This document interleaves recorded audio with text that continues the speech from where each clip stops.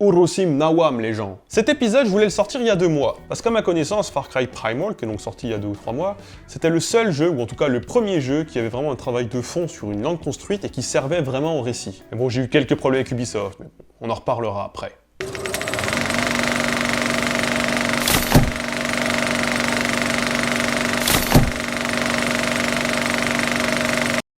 Le Wenja, qui est la langue dont on va parler aujourd'hui, est une langue qui a spécialement été créée pour le jeu Far Cry Primal. En fait, l'une des 3 langues du jeu. Le jeu en lui-même, je vais pas m'étendre dessus. Far Cry est une licence assez connue, et pour les 3 derniers jeux en tout cas, le gameplay et le principe ne changent pas beaucoup. Mais ça, je vous le laisse découvrir par vous-même.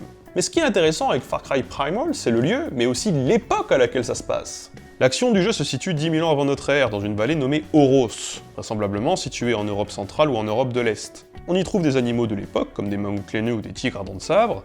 On y trouve 3 tribus, celle du personnage principal, la tribu Wenja, d'où le nom de la langue, et 2 autres tribus, les Udam et les Itzila. Pour chacune de ces tribus, on trouve en fait une langue, ce qui nous fait 3 langues au total.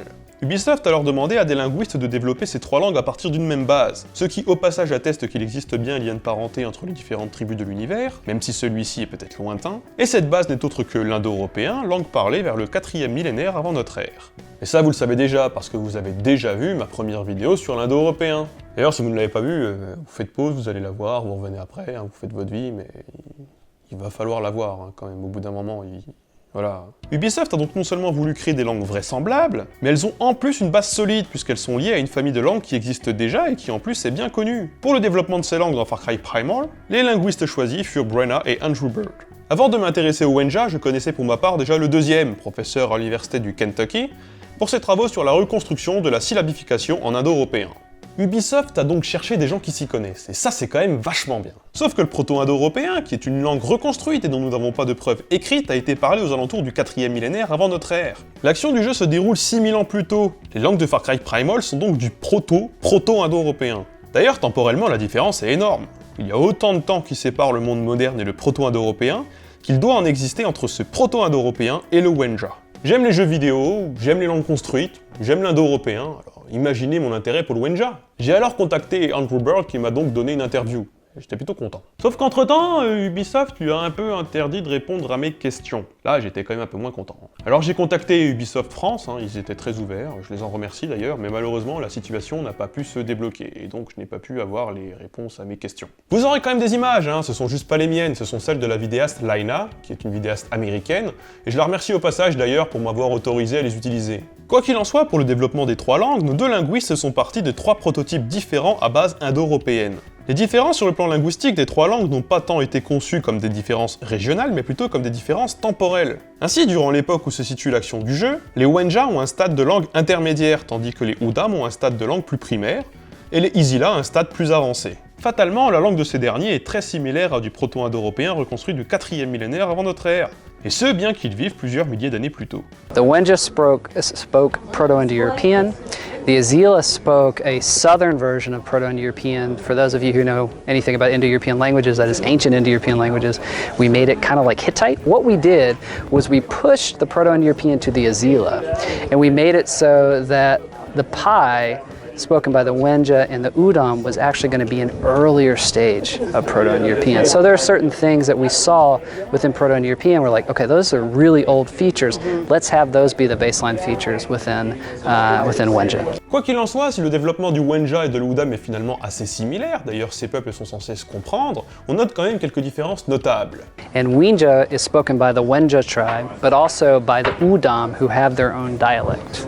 A lot of this is reflected in the dialogue, so they use shorter sentences, they use fewer well-formed grammatical forms, things like that.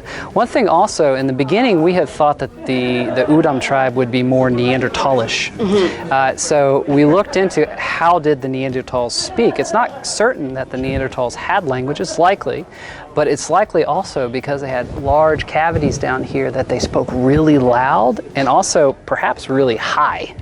Now, that is something that you probably shouldn't put in the game because it would just sound comical, right? So what we wanted to do for the Udam is to make it so that everything they say was really intense. So to give you an example, in Wenja to say, I speak Wenja, you would say Winja Wadham. So that's just normal. And Udam would be something like Winja Wadham. And like, we wanted so that every syllable that was said, it was like they were thinking about it.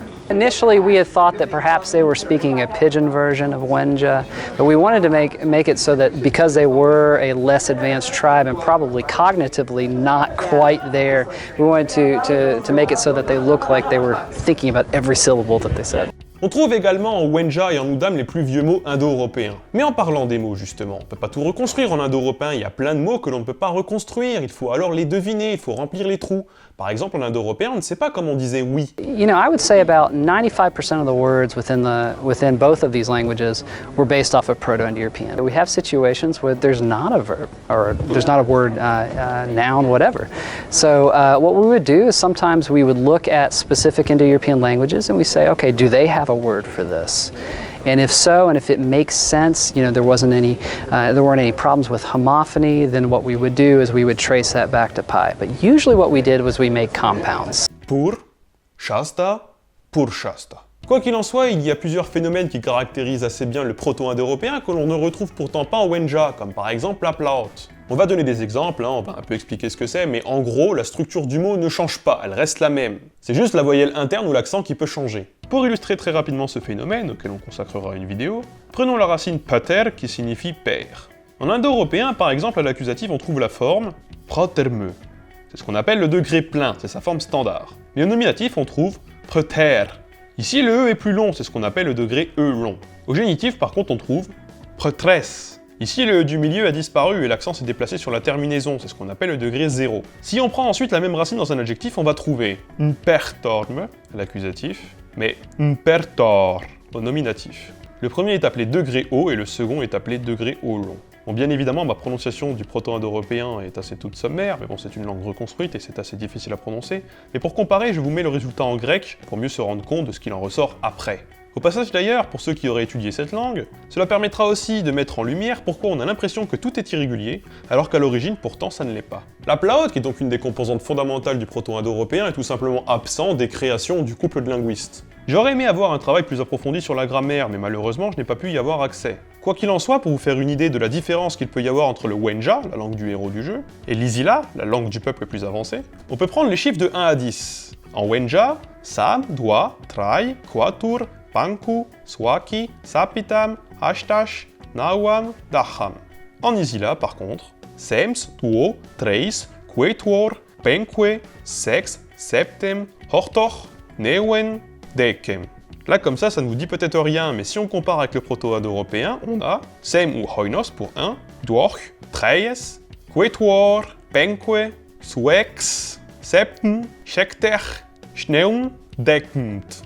Si ça ne vous saute peut-être pas aux yeux, c'est relativement proche. Je vous mets aussi le latin et le germanique, histoire de comparer. Unus, duo, tres, quatuor, quinque, sex, septem, octo, novem, decem.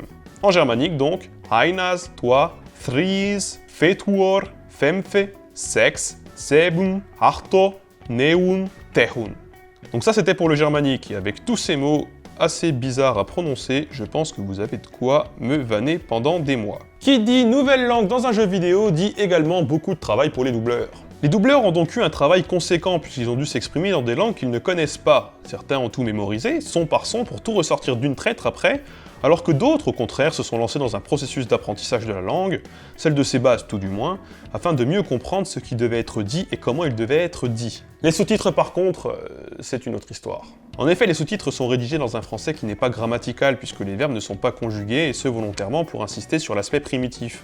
Selon moi, c'est une erreur puisque le message d'origine, celui qu'on cherche à retranscrire, lui, est parfaitement grammatical dans la langue source. Les personnages du jeu se comprennent parfaitement. À ce compte, on devrait aussi traduire le chinois et l'anglais de la même façon, sans conjuguer les verbes, puisque bien souvent, l'infinitif et le verbe conjugué ont la même forme. Mais sinon, le jeu est bien. Si on peut critiquer le gameplay, si on peut critiquer le moteur graphique, si on peut même critiquer la véracité historique des faits présentés, il est absolument incontestable que sur le plan linguistique, ce jeu est cohérent. Moi, ça franchement, moi c'est un truc que je kiffe, je vous le cache pas. Bref, moi je vous laisse là et je vous dis au revoir.